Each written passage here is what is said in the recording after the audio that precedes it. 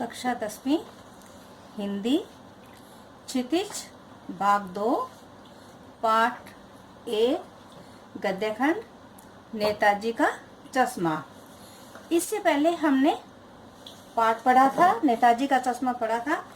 आज हम पाठ का सार करेंगे तथा गद्यांश से संबंधित प्रश्नोत्तर करेंगे। पाठ का सार इस प्रकार है। लेखक स्वयं प्रकाश जी है, वो कहते हैं कि सीमाओं से घिरा होने से ही कोई भूभाग देश नहीं बन जाता है। देश उसमें रहने वाले नागरिकों, पशु पक्षियों, नदियों, पहाड़ों तथा वनस्पतियों के योग से बनता है। इन सब से प्रेम करना और इन सब की समृद्धि और उन्नति के लिए प्रयास करना ही देशभक्ति है। अब स्वयं प्रकाश जी ने देशभक्ति क्या है उसके बारे में आप लोगों को बता दिया। नेताजी का चश्मा शीर्षक कहानी कैप्टन चश्मे वाले के माध्यम से देश के करोड़ों नागरिकों द्वारा देश के निर्माण में अपने तरीके से किए गए योगदान को प्रकट करती है। अब कहानी का सार इस प्रकार है। हवलदार साहब कंपनी के काम से प्राय उस कस्बे से गुजरते थे। वहाँ पान की दुकान से पान भी खाते थे। कस्बे के बाजार में मुख्य चौराहे पर नेताजी सुभाष चंद्र बोस की संगमरमर की कमर तक की 2 फीट ऊंची मूर्ति यानी बेस्ट लगी थी। मूर्ति सुंदर थी, परंतु नेताजी के आंखों पर चश्मा संगमरमर का नहीं था। चश्मे का काला चौड़ा फ्रेम मूर्ति की आंखों पर लगा दिया गया था। हवलदार साहब जब दूसरी बार वहां से गुजरे तो यह देखकर हैरान हुए कि नेताजी का चश्मा बदला हुआ था। अब उन्होंने काले मोटे चौकोर फ्रेम के स्थान पर तार के फ्रेम का गोल चश्मा पहना था। बार बार चश्मा बदला होने पर उन्होंने पान वाले से इसका कारण पूछा तो पान वाले ने बताया कि कैप्टन नामक चश्मे वाला यह काम है करता है, यानी वही इस चश्मा है वो बार बार नेताजी का बदल देता है।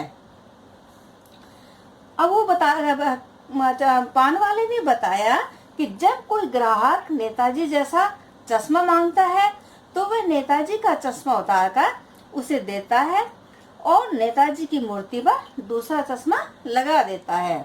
हवलदार साहब ने जानना चाहा क्या कैप्टन चश्मे वाला नेताजी का साथी है या आजाद हिंद फौज का भूतपूर्व सिपाही है। पान वाला मुस्कुराकर बोला, नहीं साहब, वह लंगड़ा फौज में कैसे जा सकता है, वह तो पागल है। उसने कैप्टन की और संकेत किया जो उस तरफ ही आ रहा था। एक देशभक्त का मजाक उड़ाया जाना हवलदार साहब को अच्छा नहीं लगा। उन्होंने देखा कि कैप्टन एक बूढ़ा और मरियल सा आदमी था। सिर पर गांधी टोपी और आंखों पर काला चश्मा लगाए हुए था। उसके हाथ में एक छोटी सी संदूकची थी और दूसरे हाथ में एक बांस था जिस पर बहुत से चश्मे टंगे थे। वह फेरी लगाकर चश्मा बेचता था। 2 साल तक जब भी हवलदार साहब वहां से गुजरे उन्होंने नेताजी के चश्मा को बदला हुआ पाया। एक दिन हवलदार साहब जब वहां से गुजरे तो उन्हें ये देखकर आश्चर्य हुआ कि नेताजी की मूर्ति की आंखों पर कोई चश्मा नहीं था। पान की दुकान और अन्य दुकानें भी बंद थी। बाद में पान वाले से पता चला कि कैप्टन की मृत्यु हो गई है। इस घटना के 15 दिन बाद हवलदार साहब जीप लेकर उधर से गुजर रहे थे। उन्होंने ड्राइवर से कहा कि वह जीप चौराहे पर न रोके, वह पान कहीं और खा लेंगे। वह बिना चश्मे के नेताजी को देखना नहीं चाहते थे, परंतु चौराहे पर पहुंचते ही उन्होंने ड्राइवर से गाड़ी रोकने को कहा और जीप के रुकते ही कूदकर तेज कदमों से मूर्ति के सामने पहुंचे और अटेंशन में खड़े हो गए, यानी सीधे खड़े हो गए। मूर्ति की आंखों पर किसी ने सरकंडे से बना चश्मा लगा दिया। यह देखकर भावुकता के कारण हलदार साहब की आंखें भर आई। उन्हें अब लगा कि अब भी देश में देशभक्ति लोगों में वो मौजूद है। अब हम गद्यांश से संबंधित प्रश्न करेंगे। गद्यांश इस प्रकार है। हलदार साहब को हर 15वें दिन कंपनी के काम के सिलसिले में उस कस्बे से गुजरना पड़ता था। कस्बा बहुत बड़ा नहीं था जिसे पक्का मकान कहा जा सके, वैसे कुछ ही मकान, और जिसे बाजार कहा जा सके वैसे ही एक बाजार था। कस्बे में एक लड़कों का स्कूल, एक लड़कियों का स्कूल, एक सीमेंट का छोटा सा कारखाना, 2 ओपन एयर सिनेमा घर और एक नगरपालिका भी थी। नगरपालिका तो थी जो कुछ न कुछ करती भी रहती थी। कभी कोई सड़क पक्का करवा दिया, कभी कबूतरों की छतरी बनवा दी, तो कभी कवि सम्मेलन करवा दिया। इसी प्रकार नगरपालिका ने किसी स्थायी बोर्ड या प्रशासनिक अधिकारी ने एक बार शहर के मुख्य चौराहे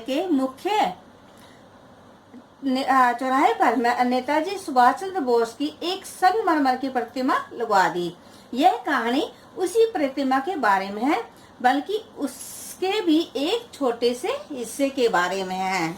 यह हमारा गद्यांश है और गद्यांश से संबंधित प्रश्नोत्तर इस प्रकार है। जैसे पहला इसका प्रश्न बनता है गद्यांश का, हलदार साहब उस कस्बे से क्यों गुजरते थे। प्रश्न को मैं दोबारा दोहरा रही हूँ। प्रश्न है, हलदार साहब उस कस्बे से क्यों गुजरते थे।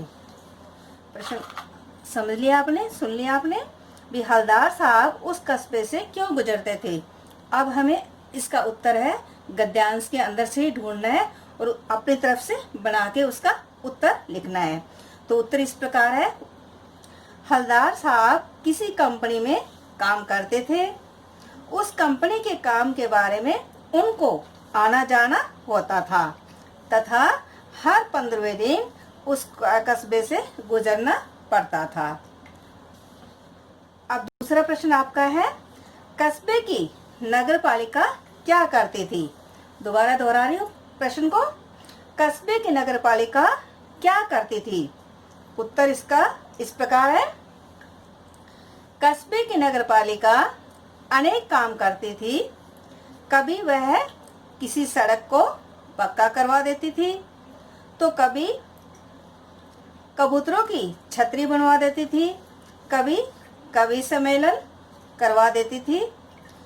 उसने कस्बे के मुख्य बाजार के मुख्य चौराहे पर नेताजी सुभाष चंद्र बोस की प्रतिमा भी लगवाई थी। तीसरा प्रश्न आपका है, ओपन एयर सिनेमा घर से क्या तात्पर्य है। प्रश्न दोबारा दोहरा रही हूँ, ओपन एयर सिनेमा घर से क्या तात्पर्य है। उत्तर इसका इस प्रकार है, ओपन एयर सिनेमा घर एक ऐसा सिनेमा घर जिसमें फिल्में तो दिखाई जाती थी, परंतु इस सिनेमा घर की कोई इमारत नहीं थी। देखने वाले खुले आसमान के नीचे मैदान में बैठकर सिनेमा देखते थे। बिना इमारत का होने के कारण इसको ओपन एयर सिनेमा घर कहा गया है। आगे वाला प्रश्न है, कस्बा बड़ा नहीं था यह कहने का क्या कारण है। यानी कस्बा बड़ा नहीं था यह कहने का क्या कारण है। उत्तर इस प्रकार है इसका, कस्बे में कुछ ही पक्के मकान थे, केवल एक बाजार था, लड़कों और लड़कियों के एक एक स्कूल थे, एक सीमेंट का छोटा सा कारखाना था, 2 ओपन एयर सिनेमा घर था तथा एक नगरपालिका थी। इतनी चीजों से कोई बड़ा शहर नहीं बन जाता, इसी कारण कस्बा बड़ा नहीं था कहा गया है। आगे वाला प्रश्न, नेताजी का चश्मा कहानी किसके बारे में है? प्रश्न है, नेताजी का चश्मा कहानी किसके बारे में है? यह कहानी नेताजी की मूर्ति के बारे में है, बल्कि उसके चश्मे के बारे में है, जो उस कस्बे के मुख्य बाजार के मुख्य चौराहे पर लगी थी। इसको नगरपालिका के किसी उत्साही बोर्ड या प्रशासनिक अधिकारी ने लगवाया था। आगे प्रश्न आपका, मूर्ति निर्माण के बारे में लेखक द्वारा प्रयुक्त हुआ होगा क्रियापद से क्या पता चलता है? प्रश्न दोहरा रही हूँ, मूर्ति निर्माण के बारे में लेखक द्वारा प्रयुक्त हुआ होगा क्रियापद से क्या पता चलता है? यह कहानी मूर्ति स्थापना के कार्य को कराने के संबंध में लेखक ने हुआ होगा, गया होगा आदि क्रियापदों का प्रयोग किया है। इससे पता चलता है कि लेखक को इस बारे में पूरी जानकारी नहीं है तथा उसने अनुमान के आधार पर अपनी बात कही है। ये क्रियापद किसी बात के होने की संभावना ही व्यक्त कर रहे हैं। आगे प्रश्न है, कस्बे की नगरपालिका ने चौराहे पर किसकी प्रतिमा लगवाई थी? प्रश्न दोहरा रही हूँ, कस्बे की नगरपालिका ने चौराहे पर किसकी प्रतिमा लगवाई थी? उत्तर, कस्बे की नगरपालिका ने चौराहे पर नेताजी सुभाष चंद्र बोस की प्रतिमा लगवाई थी।